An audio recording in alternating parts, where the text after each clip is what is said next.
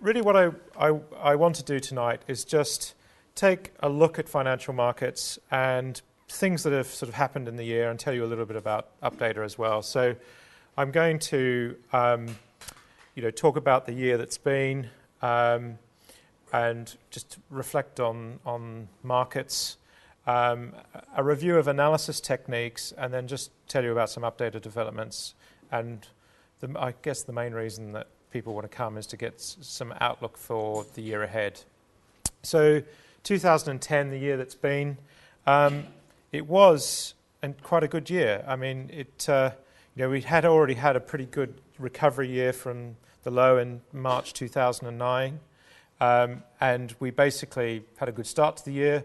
The inevitable sell in May and go away worked last year. Didn't work so well in 2009, but it did work well in 2010.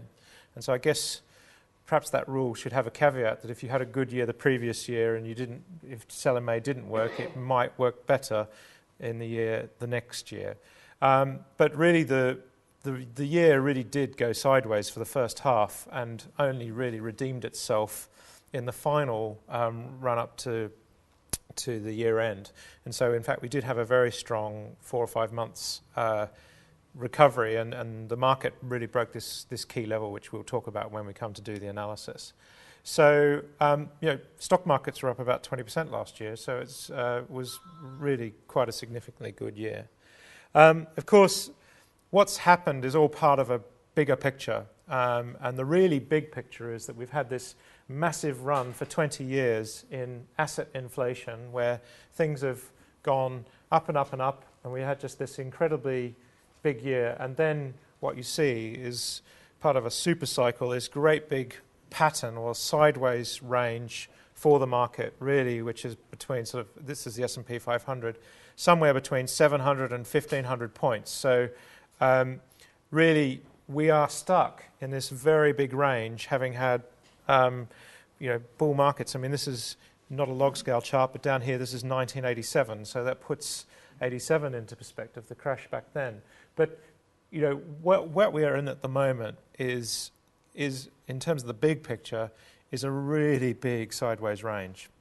And I don't believe anyone can say with any degree of accuracy whether we're going to break and run to new highs or break and fall to new lows. And that's not very helpful, but I think until we see a break, it's too difficult to say what's going to happen. But one thing's for certain, there is this pressure which we've seen now twice.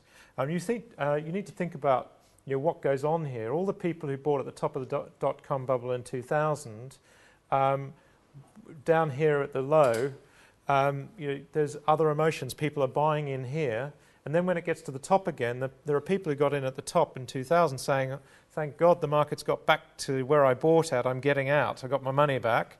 There's people who maybe had holdings 20 years ago who are saying, I didn't get out at the top last time, I'm definitely going to do it this time. So there's all sorts of emotions that go on in these charts. And in fact, we do a lot of training in institutions, and we talk very much about this sort of psychology. And likewise, we went to the low point in the low in 2009, was very much in line with the low that we saw in 2002 or 3. And as a technician, those things are just not coincidental. And so, there's a bigger question here. This is a feature in Updata where you can overlay 2 charts and shift. So I've put up the quarterly S&P chart. Not many people think in quarterly charts.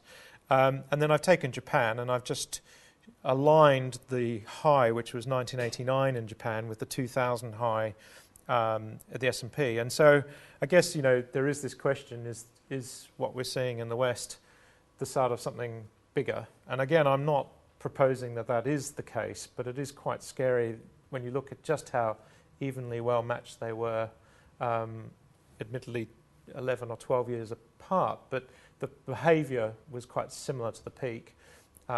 Behaviour since the peak is a little bit different, but certainly I think it's a little bit worrying that the low we saw in 2009 was slightly lower than the low we saw in 2002, and I wouldn't want to make a call that it's going to find new lows or new highs, but I do think we have to be cautious that could happen. So there are lots of questions which I'm going to try and seek to answer tonight in the analysis. What will happen in 2010? Oil back above $100. Who thinks that's going to happen? Well, Brent right now is at $100.50 today. So I just had a look. So, when I did this slide, it was nudging it. It's actually through it. So that's almost certain. Well, that is a certainty now. And likely targets for stock markets, we'll have a look at that. Gold has a target of $1,800, and we'll have a look at that as well. And currencies, of course, this whole euro macro picture is it all plays through in the technicals. And then the reason why everyone comes to these evenings is they want to know which stocks will go up the most. And you've all got your pads out, and you all just want me to give you 10 codes of English stocks that you can go home and buy. I'm not going to do that. So I'm happy to answer some questions at the end, but I'm not. This is not a stock tipping service. I am going to give you some tips, but more tips about what to do in terms of the analysis rather than stock tips. So 2010 was a very big year for Updata. Firstly, we won the Best Technical Analysis Platform Award for the second year running. We beat some pretty stiff competition the year before, nearly all American players. And then this year, Bloomberg's charting's got quite a lot better. CQG is our main competitor in the US. And again, we beat them, and we submitted an award for this year today, in fact. So I'm rather hopeful we'll win it for a third year running. But we've got some pretty stiff competition. Updata's business has transformed to a lot of professional users globally. So, this is really the main thing. We've got clients now in pretty well all the big banks, and some of these accounts now are six-figure accounts annually. And from our perspective, this is what's driving us forward, pushing the technology forward, which you as private individuals can benefit from as well. We're certainly now the market leaders in energy trading in Europe, and I'm spending quite a lot of time in other energy centres, such as I was in Houston last week, training, again, Citigroup, Deutsche Bank, lots of these sort of energy trading desks. And so in energy, we definitely have made an impact. And in fact, we've got clients now in over 40 countries. So I noticed we won a client in Kurdistan, I think it was the other day, but it's certainly got some already in Turkmenistan, and it's quite amazing the way the business is expanding. In fact, I've been in 11 countries in the last 2 months, so I flew in from New York yesterday. I'm feeling a little bit jet-lagged still. So the professional product is very much what's driving the business, but again, we can still be in the private market, and we're very happy to do evenings like this when we can find the time and keep you up to date. There are a lot of improvements in the year. We've started offering data and commodities and Forex. The good news for private individuals is we're able now to offer a professional level Forex feed, which we'll be announcing in the next few days. And there's just a whole load of things going on. There were more than 60 significant improvements to the product in 2010. And to our programming teams, I think that's highly significant. Also, we now run on over 20 different data sources, so the compatibility of the system is quite a key factor. And links to trading platforms, we're already linking to quite a lot of trading platforms, and I think it's quite likely for private individuals that this year you'll be able to start to trade out to various brokers from your Updata system. So the other things that happened in the year, we moved offices. We're now in Battersea by the river, which is very nice. And I've moved to New York, so setting up our US office on Fifth Avenue is very, very exciting. We're doing a lot in the US. And I think, this all sounds like, well, what's in this for me? But as private individuals, the exciting thing is that the US market will really drive our products and technologies forward. And I think that's a very exciting thing in order to be able to deliver even more value to our customers. And the US, needless to say, is a very competitive market. I'm speaking at the MTA conference, which is the Technicians Association in the US, and we are starting to operate in these levels. I think one of the interesting things from in the year is we did a lot of corporate training. Jeremy's doing quite a lot now in the UK. I've been doing quite a lot globally. We've trained a lot of institutions. I've probably trained, more than a few hundred institutional traders in the year.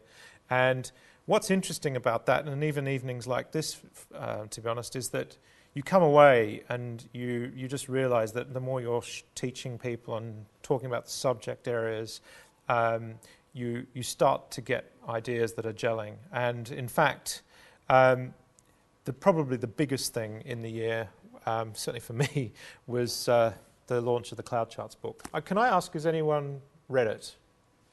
A few, good. So I don't have to preach. We have got some here tonight. This, for me, really was, in the year, probably one of the most significant things, in that I could articulate a lot of the techniques that you should be using in our products. And it's all very well to give you a software product, but I think this really is a sort of Bible of the tools that you can use in the system with most effect. And that came out of just giving the training over and over and over. It is on clouds, but the first half of the book is a complete sort of technical analysis refresher. And the reason I did that is that you can't understand clouds unless you understand technical analysis. So I didn't want to say to people, here's a half-sized book, go away and learn about technical analysis, and then you can learn about clouds. This would allow newcomers to the subject to go from start to finish. And I think, Updata's software still has unique features, things like the point-and-figure targets you won't find anywhere else. And we'll look at quite a lot of those tonight. So, from my perspective, this was really a way of trying to deliver value to customers, of saying, here's how you can get the most from our product in terms of analysis. And a lot of what we'll look at tonight is embedded on this. And in fact, I think one of the things that I really did deal with in the book, in one of the chapters, is there's a chapter on multiple time frame analysis. And I'm really frustrated when I do these sessions because people say to me, David, what do you think of BP? Or what do you think of Vodafone? And I can't possibly answer those questions until I understand what your time horizon is. So without understanding your time horizon, we just can't have a meaningful discussion about anything. Because, oil, for example, is hitting $100. This morning, the last few days, it's been pulling back $3. And, you say to someone, oil's going to go up through $100, and then they ring you 3 days later and say, well, I bought oil, and it's actually gone down by $3. It's all about time horizon. And I think, this is the really critical thing that we see that will provide clarity for people this year, is to try and understand it in terms of time horizons. And so I devised this table in the book, which looked at this sort of medium-term time horizon, which was days, and a daily chart. Nearly everybody looks at daily charts. It's what everybody seems to look at. And they don't fully appreciate that a weekly chart actually starts to remove some of the daily noise that allows you to have a weekly view. And likewise, a 60-minute chart starts to give you granularity that you won't see in the daily chart. So I think, it's really quite critical. This is your, if you like, your roadmap as to how to understand markets. And of course, the clouds, I feel the clouds have really brought something new to analysis. And in fact, in the US, I'm talking at conferences about them the whole time because everyone wants to know about how they work and what they mean, and we will spend quite a lot of time on that tonight. So, I think the key thing is when I'm talking looking at a daily chart, I'm talking weeks out, what's going to happen in the next several weeks, and the cloud will extend by 26 bars, so I say roughly here it's a month. So when we're looking at a daily chart on the cloud chart, I think there might be one seat in there. So, there's one over there. When we look at a daily chart, we're really thinking about the month ahead. So, that's really quite key, is that is painting a picture for you for a month. And likewise, on a 60-minute chart, you're effectively painting the picture forward a few days.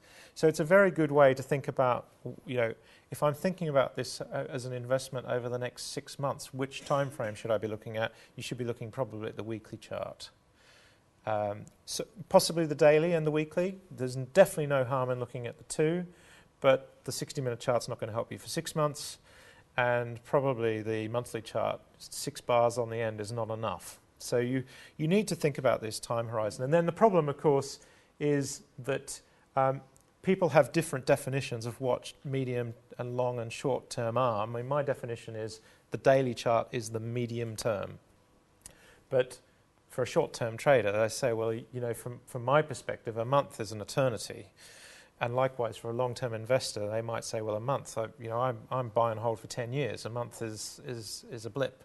So really, you've got to try and establish where you sit, but define what your medium term actually is. And if you're talking to anyone, whether it be other investors, not many people talk to brokers nowadays, it's all online, but if you are talking to investment professionals, it's very good to clarify what their definition on the other side is. What is your definition of medium term? So, that's a very significant part in the book, and a lot of the analysis in the book does look at these time frames. And I think what I try and do each week with charts this week is to help you deploy a lot of these tools as you go. And I tend to do it on markets, but everything I'm doing in the book in charts this week can be easily applied to any chart you're looking at. And that's the whole point here, is that you're learning the technique rather than doing lots of different analysis on each individual company. The more you learn the technique, the more you're able to apply it to investments. It's really powerful. And in fact, the one thing about technical analysis, just going back to this time horizon thing, is that you can do the same analysis on a daily chart, a weekly chart, a 60-minute chart, a 5-minute chart. The principles are exactly the same, giving you a multiple time horizon view. There is no way that you can read the company reports or read in the newspaper and break down the fundamentals data or the news flow into time horizon as efficiently as you can with technicals. So tonight I want to really try and focus on the techniques, and using the techniques, we'll use real examples, but I want to do that. And it's quite frustrating for me because people always want it served up to them really fast. I was at a desk in Singapore in a bank a few weeks ago, 2 or 3 weeks ago now, it's still a bit of a blur. And this guy at the desk, he said, these point and figure targets, can you explain them to me? His phones are all going mad, he's dealing, he's on a Forex desk, and he said, now tell me about these point and figure targets, how do they work? I said, the book, it's Jeremy's book over there, the book is this thick. And I can't just distill that into 5 minutes. Here's how the targets work. And that's the real frustration, is you do need to do your homework here. A lot of people think that the technical route is the easy route, but the reality is that you do need to put the work in. So what I'm going to do is just go straight away to analysing some markets.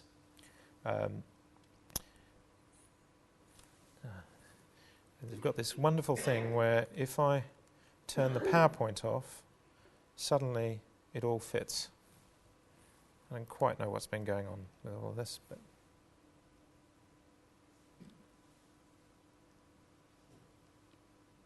so I'm actually in the professional product. There's not a lot of difference between what you can do in the professional system and what you can do. It's much smaller on my screen. This is a little window on my laptop. So a lot of the logos and things have come off. So what I'm going to do straight away is look at a chart of the market. It could be running on any feed. In fact, this is the Forex feed that I was telling you about. It has over 1,000 cross rates. It covers pretty well every currency in the world, and then of course all the majors. So it's a pretty powerful feed which we're adding. We've already added it to our professional feed, which covers a lot of oil and things like that, but it'll also be there for private customers shortly. So if I look at the S&P 500 index, I always start to approach the stock market with this chart. For me, it's the most major index in the world. It's the US top 500 companies. The bottom line is, if this index goes down pretty well, every other Western index does as well. So this is where I tend to spend a lot of my time. And in fact, this is, for me, you should always be able to pick up this chart and do this analysis. So what I'm trying to do for you tonight is show you how to approach the market and keep a clear head on it. And a lot of it's in the book. So you should be able to, if you didn't get it the first time, reread the book, because I have really tried to lay it out for you. So if I look at this chart, before I even do anything, I just look at the chart. And I think really it's a bit of an art if you can just arrive at the chart and say, okay, well, what's going on here? And the thing that sort of hits me immediately with this chart is that we really did have this area around 1225 where we really struggled. And in fact, it was quite interesting because 1225, if I go to the weekly chart, it will be a little bit clearer, except my weeks have dropped away somewhere. Oh, there it is. So if I go to the weekly chart, what's interesting here is that this level is actually a Fibonacci level. And I really struggle because lots of my buttons are not visible. But this 50% level, this is actually the 61.8% retracement from this big move down. That was the level that we really struggled to find, to get through. So the Fibonacci levels are often very critical for these sorts of things. The fact we're through that 61.8 level is very positive. But what's really interesting, if I go to the clouds, and I always recommend that you start with your longer term analysis first. If we look at the monthly cloud, you'll notice here how we came all the way back down in 2002 when we hit the low. That was exactly where the lagging line found support on the cloud. It's in the book. And then so what it said is we survived all the way and we stayed bullish on the lagging line and we were above the cloud all this time. So all we did in 2002 was come back to a fair level, having risen very sharply for 20 years. This is the very big picture, remember. It's always worth doing the big picture first and then go down into smaller time frames. And so then we wandered out and it looked like we're in bullish territory again until we hit this resistance level. The same place that people sold 7 years earlier, bang, they came back and sold at that level again. It's either coincidence or it works. And then prices did fall very sharply and very quickly, much more severe and quicker than we'd seen in the 2000 sell-off. And that then took this lagging line through the cloud into bearish territory.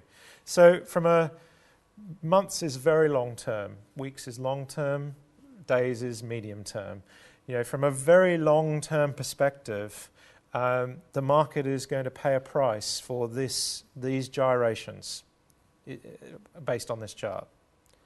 It might be wrong, but that's what this chart says. It says that the market is going to go through some continued turmoil as a result of these big swings in price. And what that means is, we are actually at the 1300 level is right where we're nudging on the lagging line. We're through on the price, which is a positive sign, but it's this lagging line that we need to see above the cloud. And my hunch is it probably won't poke through the top of the cloud. It will probably wander out sideways. We've probably got more sideways movement to come. But, of course, we have to monitor it, we have to watch it, and if we do start to spend a few months out the top of the cloud, that we can't ignore the fact that that's breaking back into bullish territory. So that's the picture in terms of the monthly chart. And if we go then to the weekly chart, we can see here how we really did come out late in 2009. By definition, this is trend following. It will be late in the day. And then the daily chart, what we see on the daily chart, actually these buttons disappearing is not much fun. On the daily chart, you can see we're still a long way from the cloud. And in fact, this is the whole point, is that you don't need me to do this. You should be able to do it yourself. The cloud base is at about 1175. There's a level here of about 1200. That says to us, we're at 1285 today. We've got a recovery of part of Friday's move.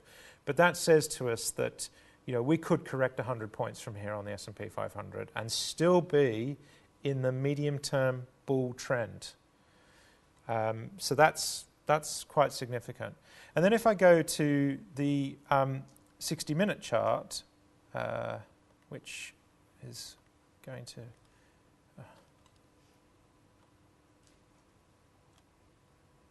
the 60-minute chart is really quite interesting. We had the cross in early December when we cut up through this, and we've stayed above the cloud all this time. The 60-minute cloud charts seem to work very well on the S&P 500 index. When you get this run, all it's telling you is above the cloud, you should be in bullish mode short term. But what's interesting is that we did have this breach down on Friday. We've spent a couple of hours below on Friday. Today we've recovered and we're back, but we're now messing with the cloud. And after quite a long run, 2 months is quite a long run on a 60-minute chart to maintain that momentum. What it's saying to me is that we will actually see a potential for this to just now start to retrace. And the rule of thumb with Fibonacci is that we retrace half of the move. That's the rule of thumb. So if we run from a low point up, you can just look at it. You could look at the chart and say, if it's gone from, in this case, I think it went from about 1,100 to 1,300, 200 points move. If we've moved 200 points and we've run up and then we start to retrace, the rule of thumb is about half. I talk about this in the book. But of course, Fibonacci states that it could be 38.2, it could be 61.8. These are the sort of bands around that half. But some of these moves will have to unwind. And in fact, as investors, we should always be hoping that it unwinds because it's quite healthy for the trend to do that. It's quite concerning when you see some charts that are just going up and up and up, because if they get that curvature to them, you will get catastrophic failure. And then when you get that catastrophic failure, you pay a high price for that for some time on. So I think the key thing is that the S&P 500 has recovered a bit today, but it is looking quite toppy at the moment. And I think that's something that we can't ignore. And in fact, one of the things that I do in the book, and I think this is very unique to Updata, is to be able to mix the tools. So you can mix the point and figure and the clouds together. And that was really one of the messages in the book. You should not rely totally on one technique. You've got to bring these things together. So in Updata, this is one of the key things. It's because the S&P has now gone through 1250, it's using a 15 by 3, and it's not when you do it automatically. And so I recommend you dumb back to the 10 by 3 because 15 by 3 is not really a clear box size. What's interesting is that the target of 1300 on the S&P 500, these were the downside targets of 820 and 880, by the way, when we were back at the levels at the end of the crisis. We were starting to get serious sell-offs. Think about what these are. These are thrust moves, uninterrupted sell-offs. We're projecting the overall potential based on the initial wave of selling to where the price could go to. When you see these targets, you really can't ignore them, especially if you're getting two. So when we had 820 and 880, two targets pointing to that same sort of region, it really was, it was hard to ignore. And so then we had upside targets as we came out, and the upside targets are the reverse, where you're getting off lows, you're getting buying thrust. That initial uninterrupted buying thrust is telling you the market's appetite for this and how far it will carry forward. And so we then got targets of 1270 and 1300. And interestingly, the S&P did get to 1300, and it has struggled to get beyond 1300.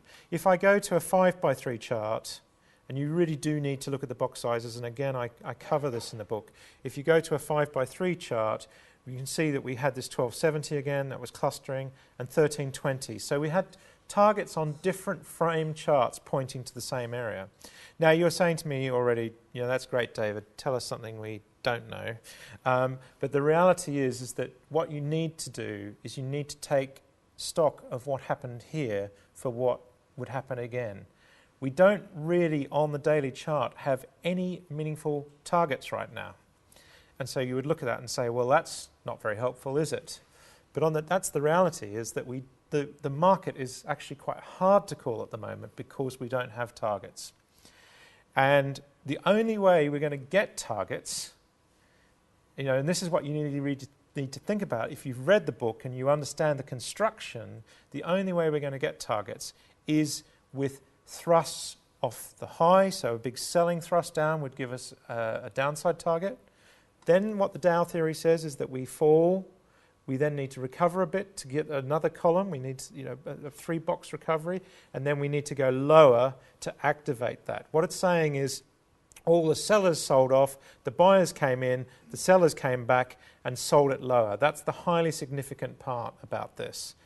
Likewise, if we do pull back, say, 100 points, the thrust off that low is going to be highly important in terms of understanding where the next target is for the market.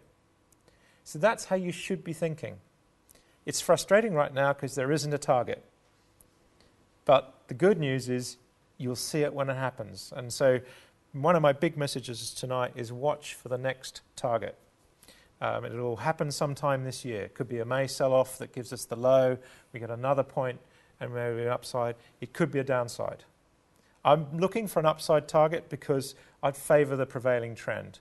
We know that the market went to 1,500 points twice, about 1,500, 1,550 on the S&P. I wouldn't be surprised to see it get there a third time.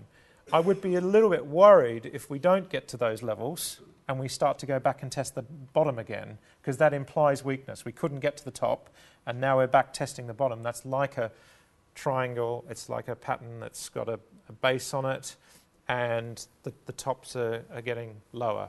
So that would be a bit scary.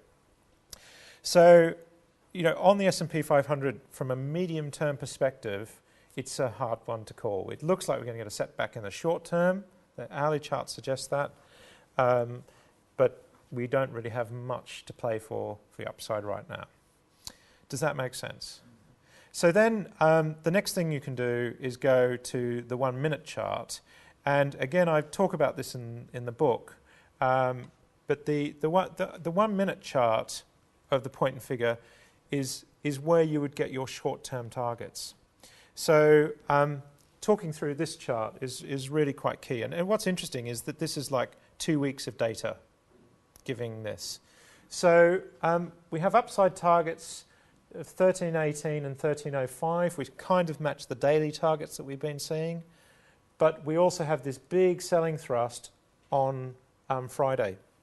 Now, what's interesting is a lot of that move will have happened at the opening on Friday. In fact, New York on last week was bizarre. And it's one of the benefits of being in a place.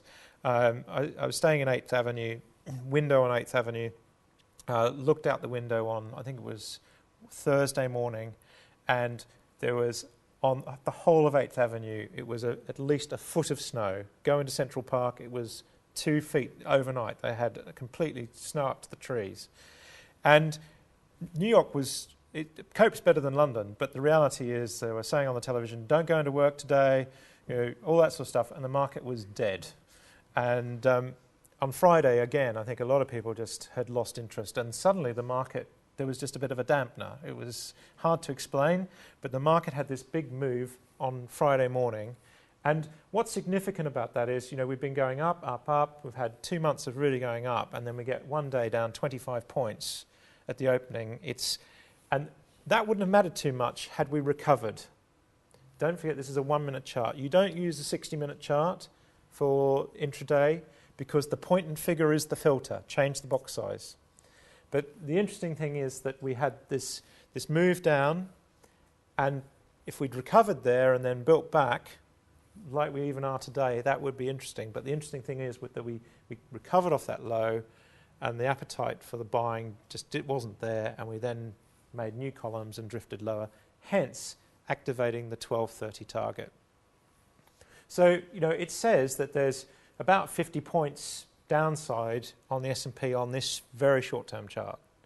So, over the next few weeks, this will be the chart to watch. This picture can change very quickly. We can get a new upside target, but based on the cloud and the fact that we've really tested this 1300 and we don't have any more daily targets, you can see how much information through the analysis is getting us to this. And this is what you need to be able to do for yourselves. Hopefully you are doing it. but it never hurts to hear it.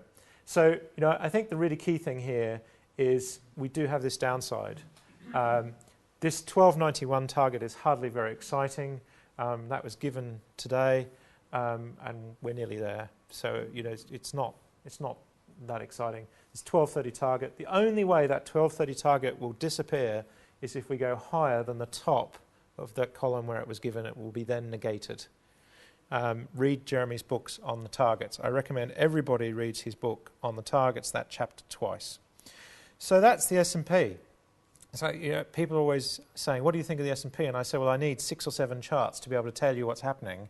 They're almost a bit shocked. I get to a trader's desk and he says, no, just look at the chart and tell me. It's just not that simple. So we could go and do the same analysis for FTSE. Let's do that. So the picture should not be much different. Of course, the only thing that's going to be different is the targets and the levels. Because the market's not fully aligned, FTSE closed early on Friday. It's always got this problem in New York. Is that fall going to last? And just as FTSE closes, then the US starts to tank and it's too late and all that sort of thing. But this chart, if we go and look at the cloud, again we have a similar picture where we cut through this level. I know if I put the cloud on, we're above the cloud. Let's have a look at the 60-minute. In fact, let's just, while we've got the daily chart, Shift T gives us a target. And here we see 6,500 is the target that's activated. So interestingly, we've got a target of 6,500 on FTSE, and we don't have really an upside target of any note on the S&P 500 index. So you can't ignore the fact that the US doesn't have any targets going for it right now. So even though FTSE does have a 6,500, you can't ignore the fact that we don't have targets on the S&P 500. So for my money, I still think this target could be met, but it's going to require the US to put in a new target probably for a FTSE to get to that level. I can't see FTSE going up, say, 10% while the S&P's not. So there might be outperformances and underperformances, but generally they do much the same. So it is interesting that we do have a target on the 50 by 3. And again, I want to go quickly and look at the 25 by 3, 6,100, 7,000 off that thrust, 6,900. So it is saying on the FTSE chart that we're going back to the top. That was the sort of the 7,000 mark was the top twice on FTSE. So it is interesting, but of course we have now got this new downside target of 5,525. So that a few hundred points downside could be quite painful. It's not activated yet. So the picture is complex. And I think the US market is where we have to sort of take our direction from. If I go to the 60-minute chart, does anyone have a guess? You almost need to feel what I'm trying to look for here. Does anyone have a guess? Where I'm headed? I can see what's going to happen before I even put it on, but basically when I'm going to the 60-minute charts, I'm looking at the clouds. The 60-minute clouds are really good. And so unlike the S&P, you remember that S&P, we're really nudging with a cloud after a run. The FTSE, having had its run for 2 months, is already well and truly through the cloud, and in short term it's in a bearish mode. What this is saying, the cloud is your roadmap. And a lot of people say to me when I do the training courses, where's the signal? Where's the trading signal? What we're saying here is that the cloud is your roadmap. When you cross through the cloud, you should be inherently bearish on this time frame. So for days, we would expect the FTSE to be falling. It will have counter trend days where you'll have an up day in a trend that's going down for, this could go on for a week, 2 weeks. We know that the daily chart's bullish, so we would expect the 60-minute downtrends to be short-lived in a bull trend. Short-lived, maybe short and sweet, maybe short and not so sweet. But we would expect to see more falls. Also significant, we're making lower lows. Just don't forget the Dow theory. I talk about that in the first chapter of the book. In fact, in the training course that I do for market professionals, I do the Dow theory. A big American bank asked me to come in and train their traders in London.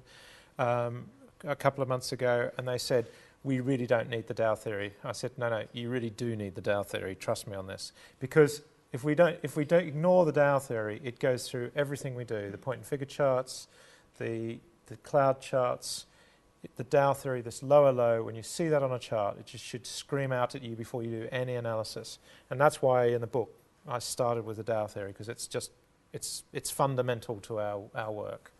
And so, with FTSE at the moment, it is saying to me I should be looking for downside moves. And if you are trading FTSE, if you're going to spread bet it and take bullish trades right now, it's going to be painful. Today's been a real mess. This is the 1 minute chart, but I only went to the 1 minute so that I could then go and put the point and figure targets on. And if I look at 3x3 is probably not a very good box size. 2x3 is not that exciting either. The 1x3. So what this is telling us is this is price action. Let's see, all today's price action.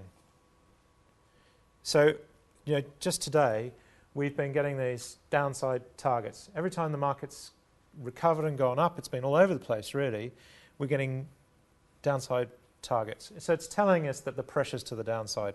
And that actually fits in line with the cloud chart as well. So on that basis, that's quite interesting. Looking at the line, we see that line chart, you look at that and you just think there's nothing in that chart for me that I can make from that, but that's what the beauty of the targets is. I can do that.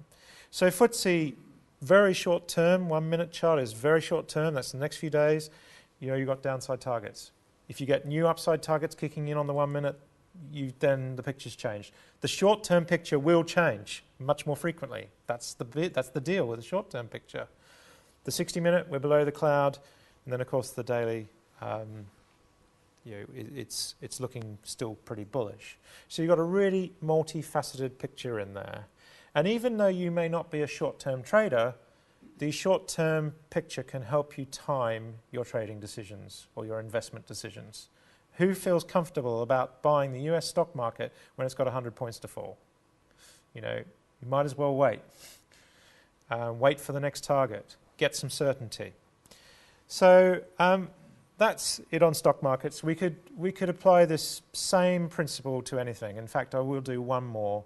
And what I will do is the NASDAQ.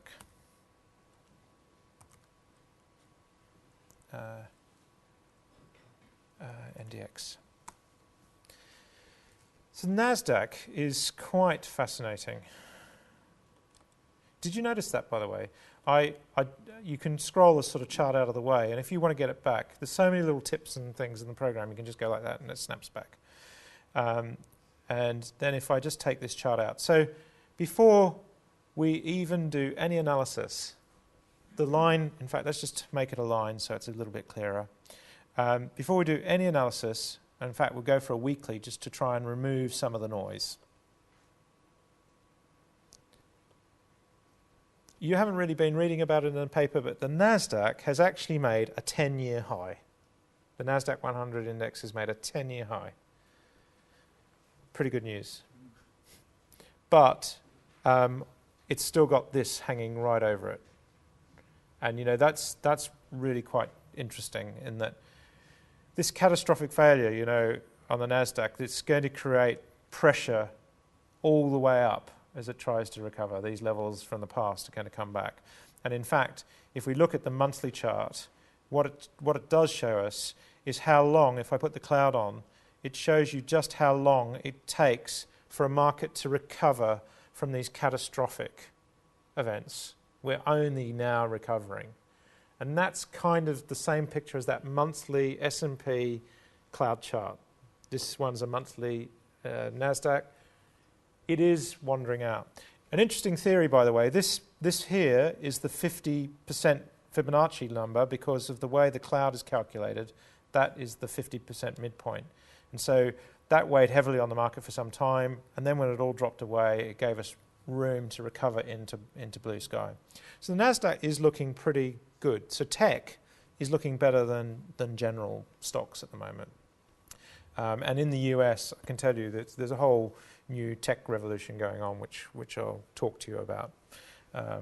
But in terms of the NASDAQ, looking really great. So looks good because we've just broken out of this high.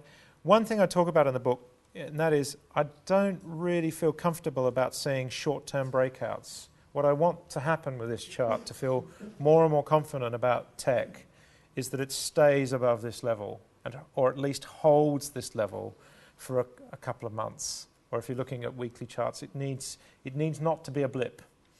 It needs to have some time above this level. And quite often you'll hear me saying in charts this week, I'll give key levels, I'll say something like, oil needs to close below $85 for 2 days in order for the target to be activated, because I'm not happy with just 1 day. Even though it is activated, I like to just see it stay below that level. But so the NASDAQ is definitely looking bullish, but I'd like to just see it stay there, especially with the backdrop that we're seeing with the potential for the US market to sell off. So that's the longer term picture. If we come into this is the beauty of the clouds. You can just change the picture and you can see that on this daily chart, it's really quite interesting. Quite a strange sort of pattern at the top there, where we've now got a little bit of a range going on here, and I expect this to really show itself out in the 60-minute chart. Do you see how quite often you get a hint of where to go next? So because we've got a little bit of a range there, I bet when we get into the 60-minute chart, and I don't really know what it looks like, but let's just go and have a look. Lo and behold, that data we saw on the 60-minute chart is now a bit more granular, and we do have a similar picture going on as we did with the S&P. In fact, the S&P is sort of nudging back through the cloud. The NASDAQ isn't today. So it does say to me that, having had a run, we've now got either a period of sideways or a setback. And if we are in a sideways period, one thing I talk about in the books is the clouds do not work well in sideways markets. They're trend following. So if you're in a sideways market, you will find the clouds quite difficult. But the good news is that's a time to use indicators. I talk about that in the book. If you're in a sideways market, that's a great time to start using things like RSIs. The problem with indicators, and I've become quite disillusioned with them, the problem with indicators is that in uptrends, the indicators will tell you the market's constantly overbought. It'll say it's overbought, it's overbought. It'll keep telling you it's overbought. And everyone keeps saying, oh, the RSI says it's overbought, sell. And that's because in the uptrend, you're constantly getting overbought signals. And you can have these overbought signals for quite some time.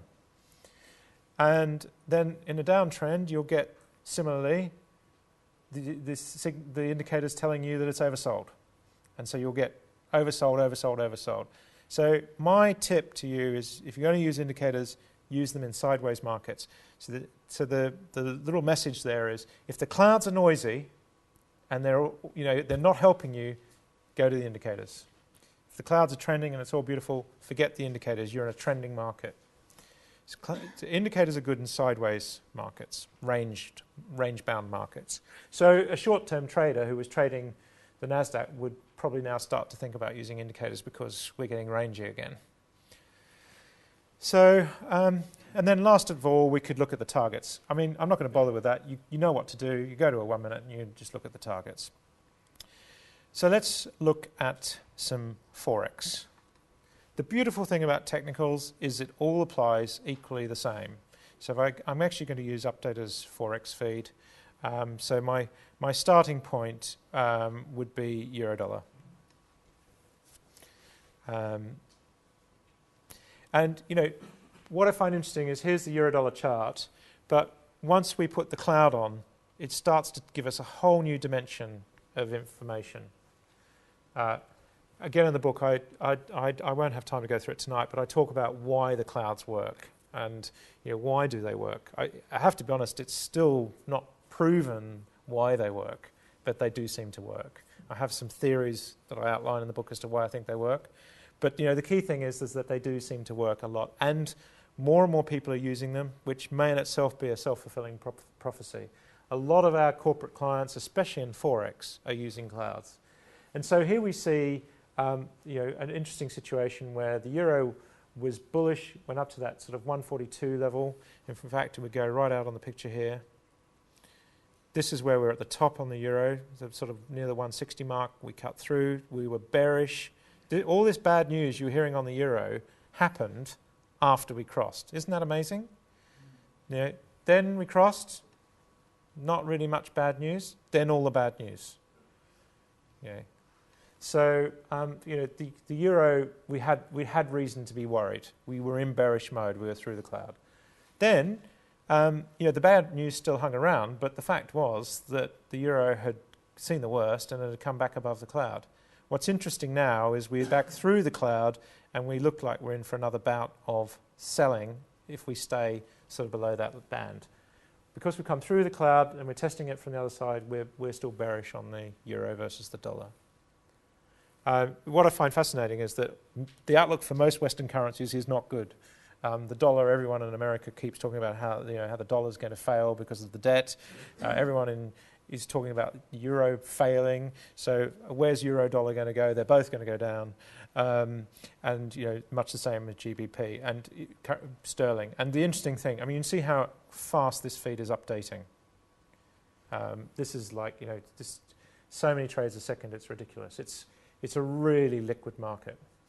So. The outlook at the moment is that it's quite bearish. I just hit the Shift T keys and I get the picture. And this for me says it all. I've got my charts configured so you can sort of see the numbers and everything at the back.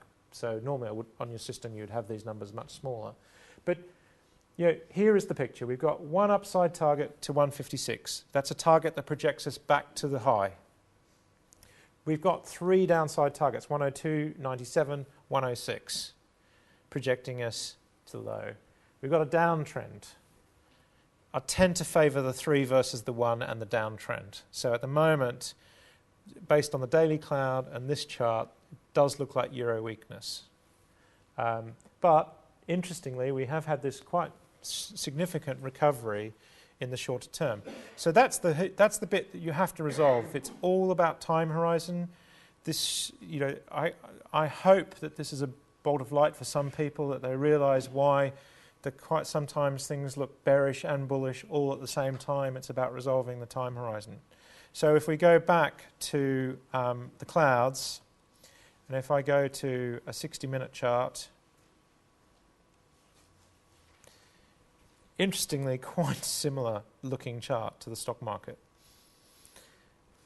where, again, we've really, having had a good run of a few weeks, we're now messing with the top. So on the short term, having had a very good run, the euro is starting to look a bit like it's topping.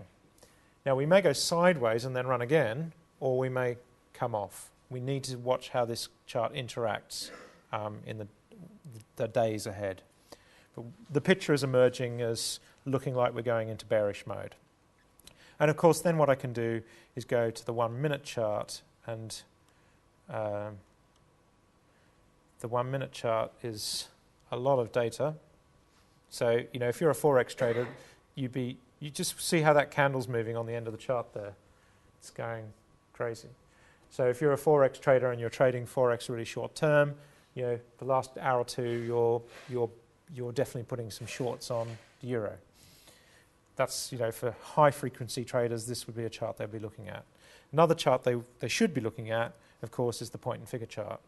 And so here we have the picture where we do have a target to 139.40. It was sort of activated, but a bit later. I would rather sort of see it activated quite soon in a liquid market like this. You can see these downside targets, 132.60, but we have to fall through 135.70 in order for that to be activated. And we do have a new downtrend emerging. So what you should be getting very quickly is the feeling of, I can analyze anything with this stuff. Doesn't matter what it is. And most people tend to have an interest in looking at, so if I go back to the daily chart, a lot of people have an interest in looking at the euro sterling rate, because lots of us have houses over there or want to go on a holiday. So, this is what I love. What's going to happen to euro sterling? So I'm sort of torn here. Do I put the cloud on? The cloud's probably not going to tell me very much. It's probably going to be quite noisy because it's fairly sideways. So I'm not even going to bother putting the cloud on this chart. So the first thing I do is go and do the targets. And this is the Euro GBP. It's saying we've got targets to the upside and targets to the downside. Quite hard to resolve. If we go down a box size, then we start to get a bit more of the shorter term picture. And we can see in the shorter term that there's more pressure on the euro. And currencies you have to often think in your head. At the moment we're at 85 roughly. So 1 euro is worth 85 pence. The downside target's 73 and 73.50. It's like a cluster. It's saying that sterling, on this chart, is saying sterling should get stronger in the medium term against the euro. Short to medium term because it went down a box size. So, if you like, sterling the euro is going to be worth less in pence. So we won't have to pay as much to buy it. You often need to think about that because some currencies are quoted the other way around. The place I want to head next is the 60-minute chart. And what I tend to do is I go back to the cloud before I go to the 60-minute because I don't want to look at a 60-minute point-and-figure chart because it's not really the chart to look at. A 1-minute chart is the one because the point-and-figure is the filter. So I'm heading now to the 60-minute. Notice here, this is the daily chart. It's bearish on this chart. It's in line with what we've seen on the downside targets. Okay, so it says euro should underperform sterling. It's always a problem with currencies because there's two of them. And you have to do a sort of process of triangulation to find the odd man out. And again, on the 60-minute chart, really clear that we're through on that. So sterling is going to have, by the looks of things, a good week or two against the euro. So if you're going on holiday, don't change your money now. Of course, that's if you're going on holiday to Europe. If you're coming on holiday to London, you better get a move on. So, really you should be able to do this for yourself. And if I go to the 1-minute chart, it's got the data from Updata super fast. And you can see again this last candle is just moving so fast on the 1 minute. Every minute's just painting and then doing another candle. Press the Shift T, we take all of that data, and we've got 85 and 84.30.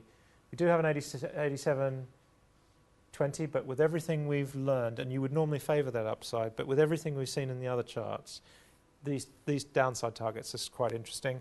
And I'd go down a box size even to get more granular, and here we see 84.85, 84.35. So it's saying at the moment down another euro cent. So another pence actually, down a penny against the euro. So that's currencies, and of course you could do the same for any currency. So a lot of people have been talking about the Aussie dollar. It's if we go and have a look at that, get the daily chart, Aussie US. People in Australia just could not believe that we would get above $1. We had all these targets pointing up. If we go to a half-cent chart, we've got this 1.14. Now, I didn't mean to do that. What I hate about doing these sessions is one of you will go on a bulletin board and say, David Linton said that the Australian dollar is going to 1.14. That's just so that we're absolutely crystal clear. I'm not saying that. There is a 1.14 target. This is not activated, in answer to your question. To activate, we have to go to a new high.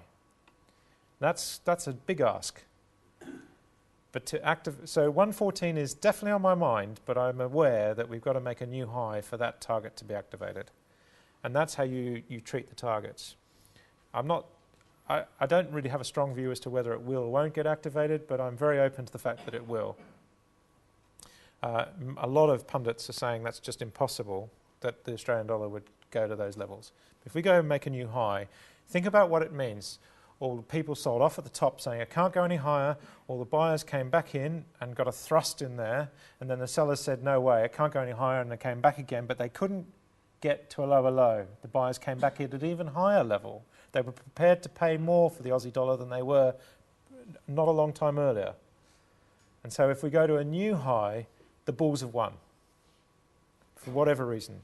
Could be economic, who cares? It doesn't matter. It's all in the price. And so that's the situation on the daily chart. The next thing I want to do, and in fact I might just go one smaller. We can see that the point and figure charts start to get, that's where you want to go to intraday. When you get very long columns, you then want to go to the intraday chart. So I'll go, first of all, I'll go to the 60-minute chart.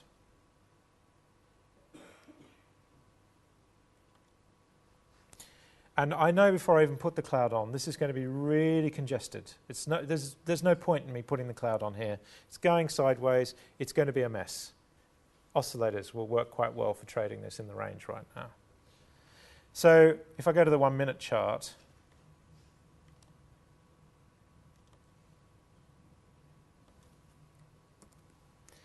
you can see that even in this range, we're starting to get some targets. So 101.40, that's not enough to activate. But that's an interesting new target that's kicked in. These downside targets, if we break to a new high, they'll all be negated and then it'll be upside. So right now, very short term, I'm probably favouring the upside with this, but I'd want to watch this chart and see how it develops. Because in a sideways range, you can hit the top and then go the other way. So that's really it on currencies. You can analyse, as I said, we've got now over 1,000 cross rates, so you can analyse loads and loads of currencies. If I look at something like oil, now you may not trade oil, but and this tree we've got is really quite cool because you can either do it by exchange, so I can look at look at NYMEX or ICE, or I can just go straight to oil and do it by product. So if we go to crude oil, and the ICE contract is the US one is NYMEX. If I look at that one first. Really up $3. It's really significant. The US market has really kicked in there. So was looking like it, was finding some resistance, and we come straight back and we're nudging that. Notice the difference between this and a lot of the other charts we're looking at. One of the things I also want to talk to you about is correlation. A lot of people, one of the big things we've been doing a lot of this week is looking at this year is looking at correlation.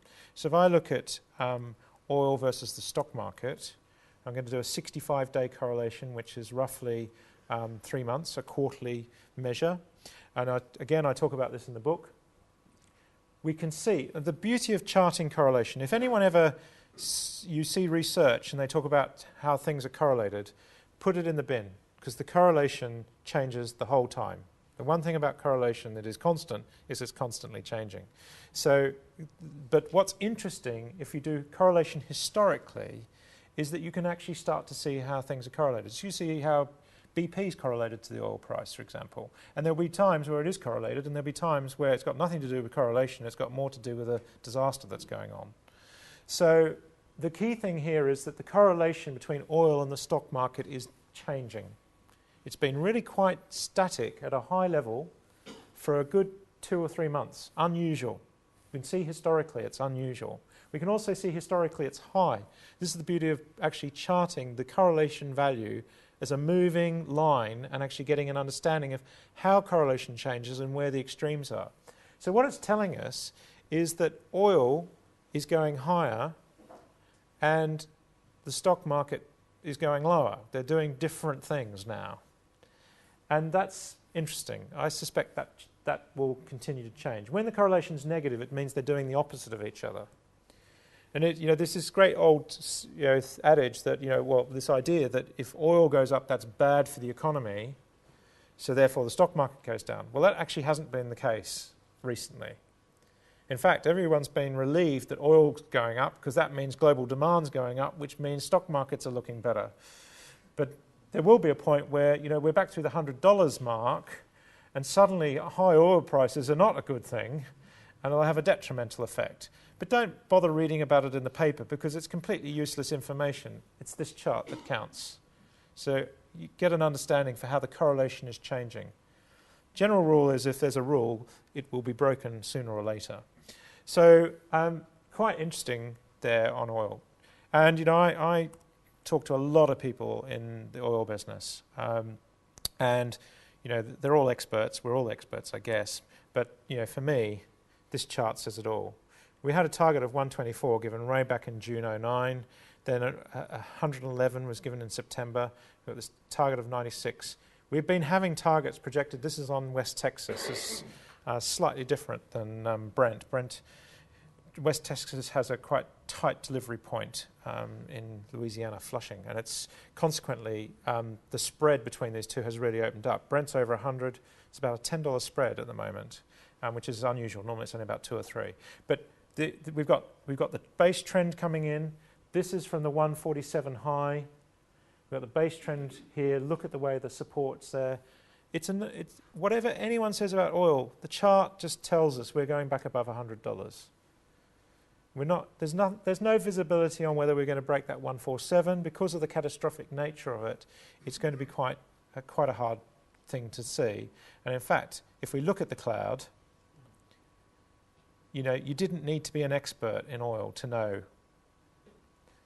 It turned bullish in early 2007. It crossed the cloud in 2008, admittedly late. You had to come all the way back to 120 to be bearish. There were downside targets in place then. And then we got to the bottom, and here we crossed the cloud and we're in bullish zone.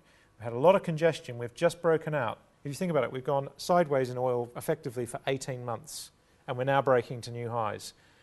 The market will have to play catch up. And one of the other things that you can do, and it's especially good with commodities, is seasonality. And you want to play with this in your Updata system. Basically, the seasonality looks at the previous years, and in this case, they're weighted, but it can then tell you based on the previous years, and I've only done 5 years, you could do 10, you could do longer. It's saying on the previous 5 years, oil goes up in the first half of the year. It's what's known as the run-up to the summer driving season in the US. But you know, anyone who's saying, "Oh, oil at $100, it can't go higher," you know, is not looking at this seasonality chart, because the seasonality tells us it's a great time of year for oil to go up, and the targets are all suggesting above $100. In fact, Brent's through $100. So, you know, oil is going higher, and you're going to hear a lot about it in the papers. You're probably going to see it in headlines tomorrow. You're going to hear people screaming about the government levy on duty, and it's going to be all over the place. And here we see the Brent contract through the roof, up $2 through 101.56. So it's academic. We have been saying oil would go above $100 for some time. So yeah, I could go and do short-term targets just the way we did on all the other things we did, and we could see that, in fact, oil last week, because this little bit here in the 60-minute chart, last week oil was below the cloud.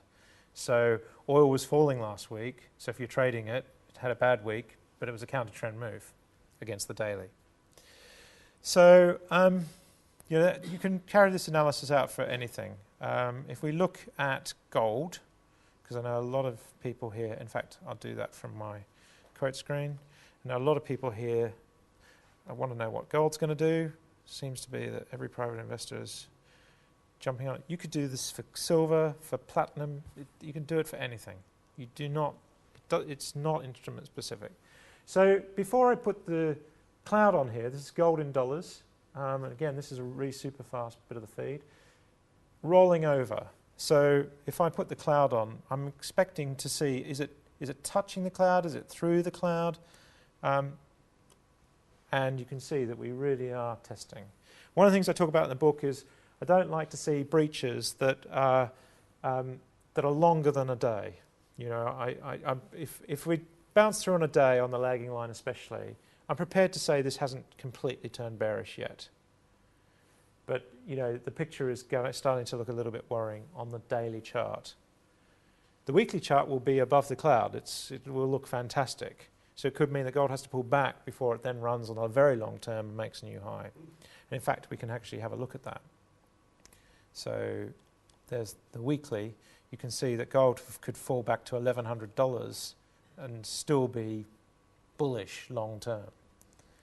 And there's part of you that almost wants it to do that if you're a long-term investor, because if it keeps going up and up and up, then it will have this catastrophic failure effect. And then you've got to go to your 60-minute chart, because that's the only way you're going to be able to get out of this, to spot the top on the cloud. And in fact, if we go to the 60-minute chart, so we've looked either side, go back to the 60-minute, and we can see that gold has been pretty bearish. Bit noisy, quite times where it's been a bit hard to read, but overall it's been below the cloud. It has been quite bearish. So what I want to see here, especially with all that noise, what I want to see here is starting to build some base and interaction with the cloud from above. I don't just want to say, oh, it's got to go through the cloud and then it's bullish, because we've seen already we've had some false dawns. That's the whole point. You've got to look back at the cloud and say, how well's it worked? On the S&P, we had that really good, clear 2 months. It's really obvious when it goes through the cloud. But here, you've got to really now just wait for it to build and start showing some uptrend. And of course, we can go then to the targets. So that's given us the picture.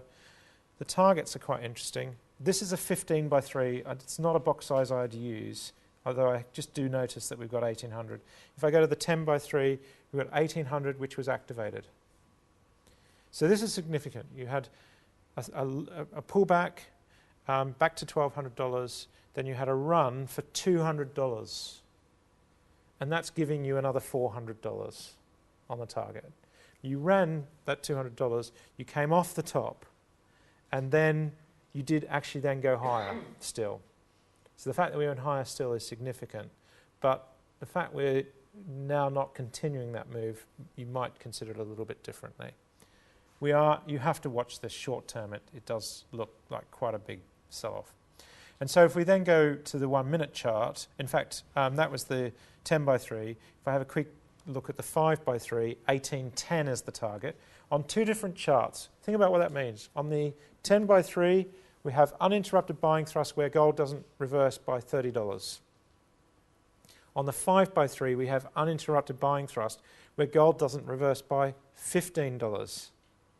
3 boxes, 3 fives, $15. So on that sensitive one's really quite insightful, that it doesn't even pull back $15 in that move. So this is a cluster. So I still feel quite strongly that gold could go to 1800. Meanwhile, we've got a downside target of 1270, which is not showing up in the 10 by 3, but it is here. So we can't ignore that target either. And then, of course, we can resolve this with the shorter term picture. We know that it's below the cloud on the 60 minute. We go to the 1 minute.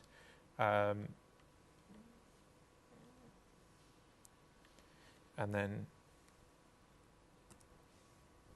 interestingly, it does look like gold is building a base and giving some new upside targets. But again, you've got to play with these charts. This is the 1 minute. I probably would, the $1 box size, I'd probably stick with the $1. But keep an eye on these charts if you're trading it or trying to time a sale or a purchase. So really, I'm sort of nearing the end of doing the analysis. I know some of you would say, David, could you analyse BP for me? Can you analyse Vodafone for me? Really, you do not need me to do that. What I've just done, you should be able to do for any chart. Does that make sense? And I just wanted to perhaps give you all a refresh of that. I'm happy to take some questions at the end, but I'll just want to spend the last minute talking about phones. In the US, there's been an absolute explosion of phone apps. And at Updata, we're now doing this. So, in fact, in the next, this is on BlackBerry. I can't live without a BlackBerry. I use BlackBerry. And this has point and figure charts and Ichimoku 1 minute, 60-minute clouds on your BlackBerry. What I think is quite fascinating is we haven't bothered doing a whole technical analysis system. We've just focused on the things that are quite unique to us that would help you just if you're out and about. I wonder what that is. So you could enter the code of, someone could tell you about some stock, and you'd know more than them in 2 minutes just by doing the same sort of analysis. Needless to say, it's a little bit more clunky than actually doing it on a. But there's a 60-minute cloud. I don't know if you can see that. And this is on a phone. Then we've also done it on Android. I had a Samsung Galaxy this morning in the office, so I was playing with it. It's a little bit less advanced. I'm not an iPhone user, so I struggle with it a bit. But there's the price display on the iPhone. And if I go to a chart, and you can swipe, just all this iPhone stuff. So that's coming. And of course, what you do for the iPhone, you do for the iPad. I don't know if this is going to work. I struggle with all these Apple gadgets, I must say. Yes, so same thing. And I can go to a chart and swipe. It's really under development, but it's coming fast and furious.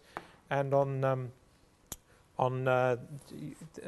Android as well. So you've got to cover all the bases. The US is really demanding this, especially in the private space. So the chances are that you're going to have charts everywhere, all over the phones. So I've tried to get done in 90 minutes, and that's really it. And I guess the thing for this year is good luck. No one ever tells you that, but you do need a bit of good luck. I'm back off to the States next week. I'm here again in April. I'm doing the Master Investor Conference. I'll be speaking at that. Tom persuaded me to come back for that. So I'm more and more, I'm just not here, but you will see me on charts this week, and I'm always happy to talk to people at evenings like this. Thanks very much for coming. Happy to answer any questions. Thank you.